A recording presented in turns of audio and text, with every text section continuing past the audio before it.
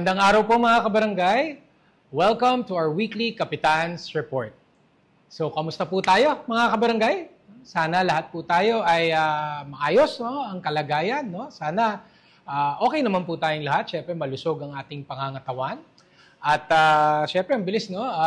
Nag-July na. No? At tulad nung nakaraang report natin, pagpasok ng July, marami kaagad activities. Siyempre, ang July ay pinagdiriwang din po natin ang Nutrition Month. Kaya syempre ang aming pagbati po sa ating lahat ng Happy Nutrition Month. At dahil po dyan, no, syempre ang Barangay San Antonio, no, tuloy-tuloy din po ang ating mga programang pangkalusugan. So syempre, no, tulad ng nasabi ko kanina, ating ipinagdiriwang ang Nutrition Month at kaya tayo ay nagkaroon na rin ng formal na paglulunsad ng ating mga Nutrition Month activities. So, ang theme para sa Nutrition Month, no, this year, 2024, ay sa PIPAN, sama-sama sa nutrisyong sapat para sa lahat. So, ang PIPAN is the Philippine Plan of Action for Nutrition na lahat ay sinusunod, no, ang alutuntunin po na ito. At syempre, para sa ating mga nutrition activities, no, makakaasa po tayo ng iba't ibang mga lectures para sa mga nanay, sa mga nagdadalang tao.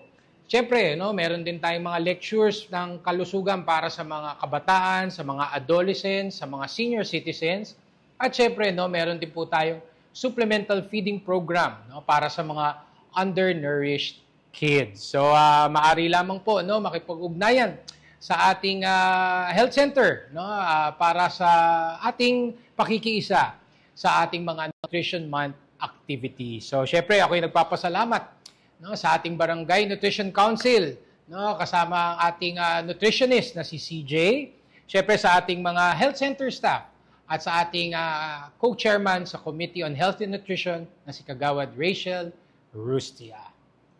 Syempre, bukod dyan sa mga health activities natin, no, para sa mga kabataan, mga seniors, mga adolescents, syempre hindi rin natin papabayaan ang kalusugan ng ating mga fur babies. No? Kaya syempre, no, patuloy po ang ating mga anti-rabies vaccination and microchipping activities sa iba't ibang bahagi ng ating barangay. So a few months ago, no, nagkaroon tayo ng anti-rabies vaccination at microchipping dito sa ating barangay hall. So ang next phase na po niyan ay ang ating pag-caravan, no, yung iba't ibang bahagi ng ating barangay ay ating pinapasyalan upang makapagsagawa tayo ng ating anti-rabies vaccination and microchipping. So kamakailan po, no, tayo nagkaroon ng mga activities sa AIC Gold Condominium at gayon din sa Park Chateau Condominium dito po sa Ortigas Center. So kami po ay nananawagan, no, sa ating mga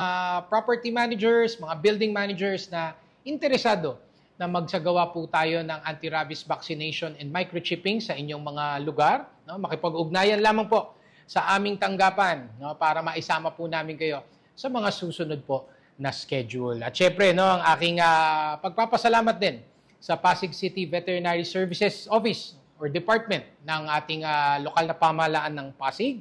Syempre sa ating mga health center staff at of course, sa ating co-chairman sa Health and Nutrition na si Kagawad Rachel Rustia.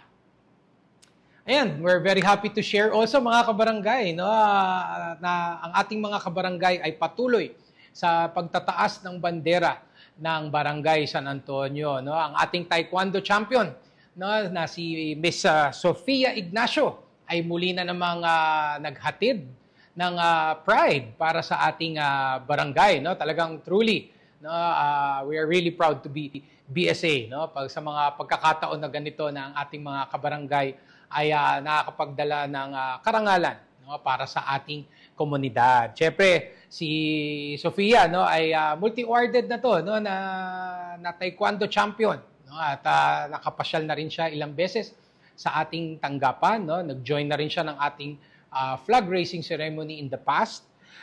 Pero ngayon ay muling nagkamit na naman siya ng isang gintong medalya sa recently concluded na National Taekwondo Championship na ginanap po sa Ninoy Aquino Stadium. At siya po ngayon ay isa sa ating pambato sa International Taekwondo Competition na gaganapin naman po sa South Korea. So bagamat alam ko galing pa sa injury itong si Sofia, pero nung aming pagkikwentuhan nga, nung pagpasyal niya sa ating tanggapan, no, tinuloy-tuloy lamang niya ang kanyang physical therapy and then training, no, at ito na siya na muli na namang i-represent ang ating bansa sa isang international tournament. So again, naghandog din tayo ng konting cash incentive, syempre, para kay Sofia, no, dagdag motivation sa kanyang mga future tournament. So again, congratulations, no? Congratulations, Sofia, and good luck sa iyong future tournaments na sasalihan. And of course, no, BSA is very proud of all your accomplishments.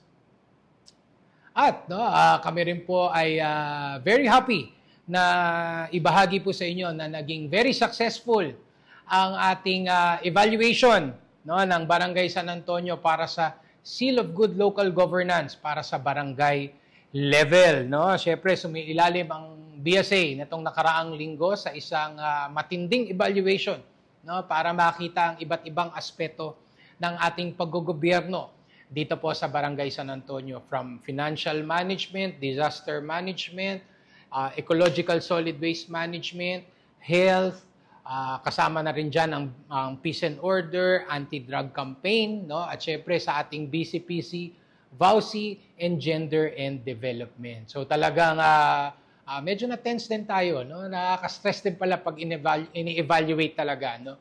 So naging maganda naman po ang evaluation sa atin, bagamat may ilang mga kulang, pero syempre we were given the grace period naman para ma-submit, no, itong mga ilang mga dokumento, mostly documents ang ating ipapahabol na lamang na mga compliances sa ating mga evaluators. So again, ang aking pagpapasalamat sa ating buong Barangay Council, syempre ang ating mga kagawad na talagang nag-exert rin ng kanilang best efforts, no, para ipresenta ang ating iba't ibang aspects of governance dito sa Barangay San Antonio. Sa ating Secretary kay Sec Nixon Alferez, sa ating Treasurer kay Tres Lynn Soropia, at syempre sa iba't ibang mga department heads, team leaders, mga barangay employees natin na nagtulong-tulong para maisaayos po natin ang ating presentation during our evaluation. So, syempre, ako'y nagpapasalamat din sa ating mga evaluators mula sa Department of Interior and Local Government at syempre sa mga representante ng iba't ibang sangay ng lokal na pamahalaan ng Pasig. So, again, asahan niyo po na pagpapatuloy ng Barangay San Antonio ang aming maayos na paglilingkod, no, at paggogobyerno dito po sa aming komunidad. And of course, no, ilang important announcements lamang po para sa ating mga kabarangay, no, mga upcoming activities po natin. Unang-una po, no, ongoing po ang ating enrollment para sa ating BSA Child Development Center o ang ating daycare center. So makikita nyo naman, no, nandirito tayo ngayon, no, reporting from our daycare center dito po sa loob ng Antonio Village. So inaanyayaan po namin ng lahat, no, sa ating mga kabarangay na hanggang July 15 po ang enrollment, no? Medyo mataas ang ating kota ngayon ng mag-aaral na kinakailangan. So, iniimbitahan po namin ng lahat, no? Hindi lamang ito para sa mga residente, sa mga kaibigan, kamag-anak nyo, kahit hindi na taga-Barangay San Antonio, ay i-open na rin po namin ang ating enrollment po sa kanila. So, maaari lamang po, no, na makipag-ugnayan, no, sa ating Child Development Center teachers, no? Sila Teacher Rachel, Teacher Princess, o di kaya dumiretso na po kayo sa aming tanggapan, no, sa aking tanggapan, o kaya kay Kagawad Pauline Blando, na para maisaayos na natin ang enrollment ng inyong mga anak. Dahil alam ko, malapit na ang pasukan muli. No? Nag-adjust na naman, o nag-adjust na ang ating school year para po sa taon na ito. Siyempre, tuloy-tuloy din po ang ating enrollment para sa ating alternative learning system. So, ang ating ALS Learning System is a collaboration, no, with the Department of Education, at layunin ng programang ito ay mabigyan ng pagkakataon ang mga kabarangay po natin, no, o ang bawat mamamayang Pilipino na makapagtapos ng pag-aaral. So tinatawagan po namin ang lahat ng out-of-school youth at gayon din ang mga adults, no, na hindi na nagkaroon ng pagkakataon para makapagtapos, whether elementarya man or high school. No. Ngayon na po ang ating tsansa para makuha na natin ang diploma natin. At from there, pag nakuha na natin ang diploma, pwede pa tayo humabol para makapag-aral ng kolehiyo. So maaari lamang po makipag-ugnayan sa ating tanggapan. Nakapost na rin sa ating social media pages ang ating mga detalye para sa ma-avail po natin ang Alternative Learning System Program ng Barangay San Antonio at ng Department of Education. So again, pasyal lamang kayo, pasyal na kayo sa aming learning center sa ating barangay hall o di kaya ay makipag-ugnayan lamang po sa tanggapan po ng ating punong barangay. And may mga ino-offer lamang din po tayo ng mga trainings and scholarships, again in collaboration with Meralco Foundation. So dito lamang yan, malapit lang sa ating barangay, dito sa may Ortigas Avenue. So marami na rin po tayo na pagtapos ng mga kabarangay po natin dito po sa Meralco Foundation na may mga iba't ibang mga technical programs na kanilang ino-offer. Meron scholarship, meron ding may minimal payment. Pero syempre, doon na muna tayo sa scholarship. Doon tayo sa libre muna. Sayang ang pagkakataon po na ito. So maaari lamang po na tingnan po natin na maigi ang ating mga naging post sa ating official Facebook pages, mga social media channels po natin para makita po natin ang mga available programs na pwede po nating i-avail na tiyak makakatulong sa ating livelihood na pangangailangan. So syempre, makipag-ugnayan lamang po kay Kagawad Ping Aguilar o bumisita po sa aming tanggapan para ma-process na po natin ang ating pag-avail ng programang ito in collaboration with Meralco Foundation. And of course, another collaboration with another national government agency. Magkakaroon po tayo ng nationwide SSS registration dito po sa Barangay San Antonio. Ito po gaganapin sa July 15 from 9 a.m. to 3 p.m. dito po sa ating barangay covered court.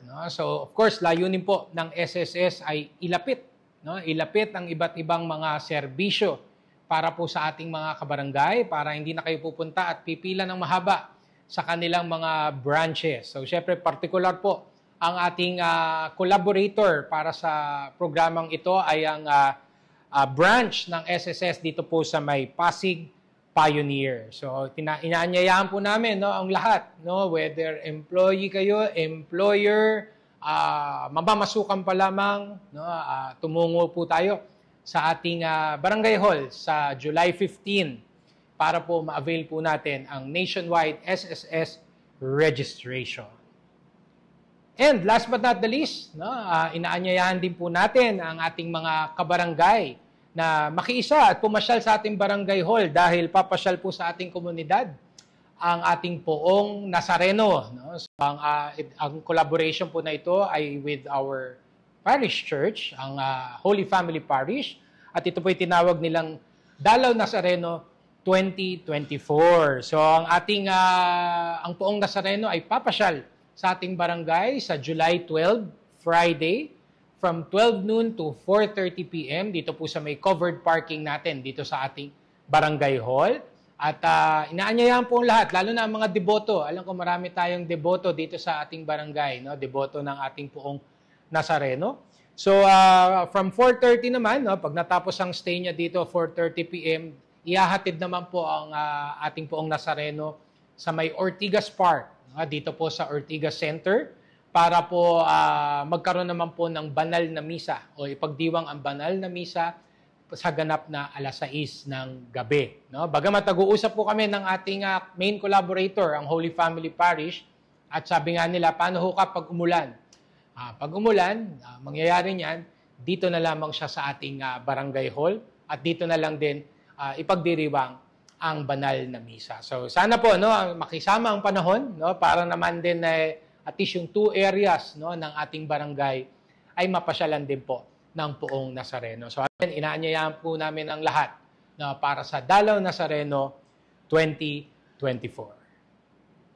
And of course, mga kabarangay, ang aking patuloy na pag-anyaya po sa inyong lahat to please like and follow our official Facebook pages, Please subscribe to our YouTube channel. Please join our Viber community group. And please do regularly visit our official website, sanantonio.pasigcity.gov.ph, para lagi po tayong updated, no, sa ating mga kaganapan dito po sa ating barangay. Of course, ang aking pagpapasalamat sa ating mga katuwang sa pagseserbisyo, ang ating mga barangay employees, the barangay council, SK Council, our social media team. Maraming salamat po sa inyo. Of course, sa ating mga collaborators, donors, mga benefactors po natin, no? Maraming salamat for helping us, no, na at least marami tayong naihahandog na mga programs and activities para po sa ating mga community members. Siyempre, last but not the least, ang aking pagpapasalamat sa ating mga mahal na constituents, mga kabarangay natin, mga netizens natin, no? Maraming salamat din sa inyong mga feedback. Again, dahil sa inyong mga feedback, mga concerns na naipaparating sa amin, no, mas lalo pa nating naipagbubuti ang ating pagseserbisyo at agad po nating naaaksyonan ang iba't ibang mga concerns, no, dito po sa ating barangay. So again, ang aking pagpapasalamat po sa inyong lahat, sa inyong pakikinig, and rest assured that BSA will continue to do its best upang ihatid po ang tunay na service with a smile para po sa ating komunidad. So sa ating mga kabarangay, patuloy po tayo sa ating pananampalataya, no? Patatagin pa natin ang ating faith. So sa ating mga kabarangay, ingat po tayo lagi, stay safe always, and may God bless us all. Thank you.